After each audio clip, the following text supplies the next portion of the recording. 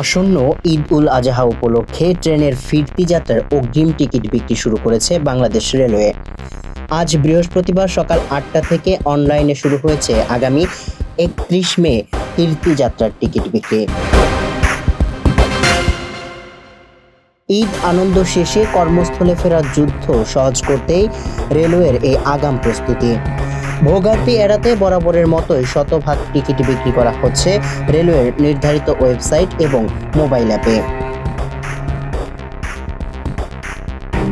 রেলওয়ের ঘোষিত সময় অনুযায়ী আগামীকাল ২২ মে বিক্রি করা হবে ১ জুনের টিকিট। এছাড়া ২৩ মে ২ জুনের টিকিট, ২৪ মে ৩ জুনের টিকিট এবং ২৫ মে মিলবে ৪ জুনের ফিরতি যাত্রার অগ্রিম টিকিট।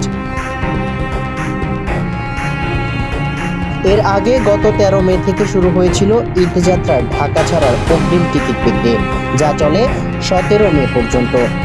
ঈদযাত্রা ও ফিরতি যাত্রা উভয় পর্বেই নির্বিঘ্ন করতে সব ধরনের প্রস্তুতি সম্পন্ন করেছে রেল কর্তৃপক্ষ।